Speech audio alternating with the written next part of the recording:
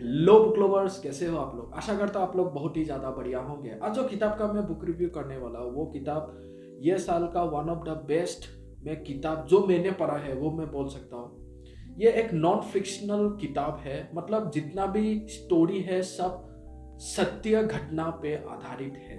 और ये किताब का नाम है you are the best friend. लिखा है अजय के पांडे, जो कि you are the best wife का बेस्ट सेलर है। मतलब वो किताब पहले लिखा था, उसके बाद ये किताब लिखा है। वो किताब भी मैं रिव्यू करूंगा, बट अभी नहीं, थोड़ा दिन के बाद। स्पेशली ये किताब में अगर समरी में देखा जाए तो ऑथर है मतलब अजय के पांडे, वो बहुत ज़्यादा डिप्रेस्ड स्टेट में रहा है।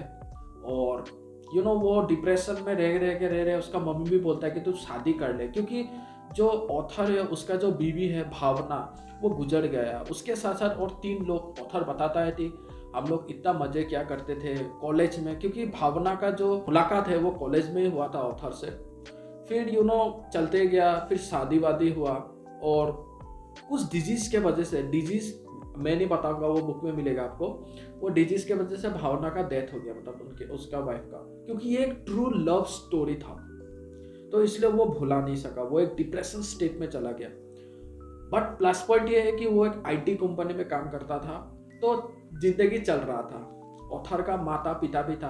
पिता बहुत स्ट्रिक्ट है, बट जो माता है वो उसे बहुत सपोर्ट करता है। उसे टोक भी था कि भाई तू शादी कर ले, ऐसा कितना दिन रहेगा। फिर उसे आइडिया रहता है कि भाई नहीं, रुद्रप्रयाग में जाया जाए। रुद्रप्रयाग में जाके आर्ट ऑफ लिविंग करके एक संस्था है, वहां में जाके ज्वाइन करता है। 4 दिन का मोटिवेशनल एक कैंपेन बोल सकते हो वो चलता है। वहां में बताता है क्या प्रॉब्लम है क्या प्रॉब्लम नहीं। योगा सेशन चलता है, कीर्तन चलता है, ये सब आपको बुक्स में मिलेगा।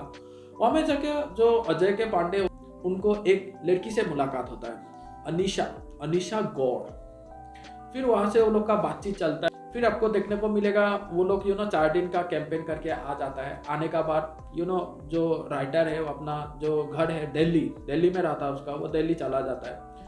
फिर व्हाट्सएप के जरिए बातचीत चलना स्टार्ट हो जाए, क्योंकि ये घटना 2015-16 में घटा था, तो तब तक तो व्हाट्सएप आ गया था। तो व्हाट्सएप के जरिए जो ऑथर और अनीशा के बीच में बहुत स्ट्रॉन्ग बॉन्ड हो जाता है। फिर जब you are the best wife जो नॉवेल लॉन्च करने होता है, तो अनीशा बहुत सपोर्ट करता है ऑथर को, अजय के पांडे को।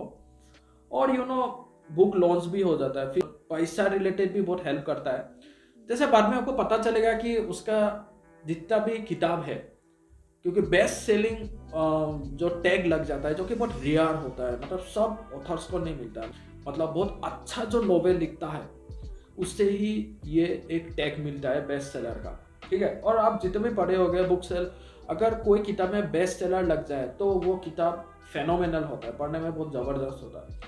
तो यही सोच के मैंने भी खरीद के पढ़ा था, तो मुझे मज़ा आया, लिटरली मज़ा आया। और बाद में जाके ऑथर को पता चलता है कि ये सच्ची में लोग पढ़ रहा है। फिर एट द एंड में जब ऑथर कोग्निजेंट करके टेक्निकल सॉल्यूशन करके एक आईटी सेक्टर है, वहाँ में जब वो इंटरव्यू देता है, क्योंकि सैलरी वैलरी, और उसे दिल्ली से बाहर जाना था, क्योंकि डिप्रेशन स्टेट में था। और ये सब बहुत सारा चीज़ आपको नोवेल में पढ़ने को मिलेगा। तो वो कोग्निजेंट जो कि पुणे में है, वहाँ में शिफ्ट होता है। उसके आगे भी उससे पता चल रहा है कि जितना ज़्यादा बुक्स सेल हुआ था वो किसने किया था, अनीशा ने किया था। वो ये चीज़ उसे पता चलता है लास्ट में जाके, जो कि बहुत शॉक में चला जाता है। क्योंकि अनीशा का जो बड़ा भाई है शादी में जब जाता है, तो उससे डाउट होता है कि सब लोग कैसे जानता है मैं एक ऑथर हूँ, और सब लोग कैसा पढ़ा है, क्योंकि मैं कोई नया ऑथर हूँ ना, पहला किताब लिखा। तो पहला किताब में एक पोटेंशियल पंप होना तो एक नेक्स्ट टू इम्पॉसिबल चीज़ ही है, मतलब नहीं होता है, ये बहुत रेयर ही होता है। बस सेलिब्रिटीज उसे एंडोर्स कर रहा है, उसे प्रोमोट कर रहा है, तो भी तभी होता है। तो उसे पता चलता है कि ये क्यों हो रहा है। तो रिसर्च करके पता चलता है कि ना, अनीशा ने बहुत लार्ज अमाउंट ऑफ किताब खरीदा था, फिर अपने परिवार में उसे बांटा, जिससे उसका जो सेलिंग का जो प्राइस है वो स्काई रॉकेट हो गया, मतलब बहुत ज़्यादा मात्रा में सेल होना, जिससे वो एक बेस्ट सेलर बन गया। तो बाद में जाके लड़की से मुलाकात होता है। वो बोलता है कि चलो मीटअप किया जाए, लास्ट दिन है, क्योंकि अभी मुलाकात नहीं होगा। फिर लड़की से मुलाकात होता है। फिर लड़की भी एक पॉइंट में इंटीमेट टाइप हो जाता है, अनलाइक 50-50 बोल सकते हो। फिर बाद में जाके ऑथर भी बोलता है, मतलब ऑथर जो एक ट्रू लव स्टोरी जिसको बोलता है वो नहीं छोड़ सकता है। मतलब जो उसका वाइफ था जिसका डेथ हो गया, भावना, जिसके जरिए ये जो किताब है बहुत ज़्यादा पॉपुलर हो गया था, उसे भूल नहीं सकता।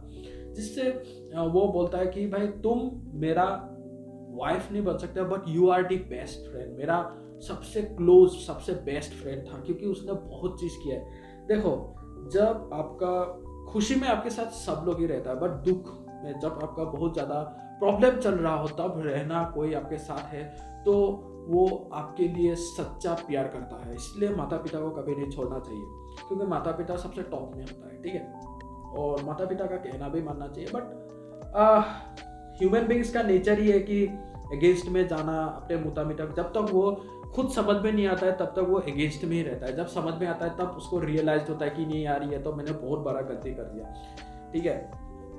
तो ऐसा करके ये एंडिंग होता है। बहुत ज़बरदस्त किताब है, डेफिनेटली पढ़ना चाहिए। मैं बिगिनर्स लोग को बहुत ज़्यादा सपोर्ट करता हूँ। अगर कोई बुक रीडिंग व बुक्स पढ़ने का पहला बुक्स अगर कोई सोच रहा है तो डेफिनेटली आप ये किताब से स्टार्ट कर सकते हो। पेजेस को देखा जाए तो 232 पेजेस का ये पूरा नॉवेल है।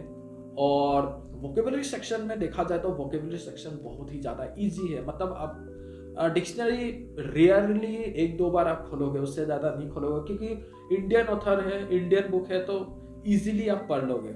सो आशा करता हूँ आप लोग ये किताब पढ़ेंगे। और बस इतना ही था।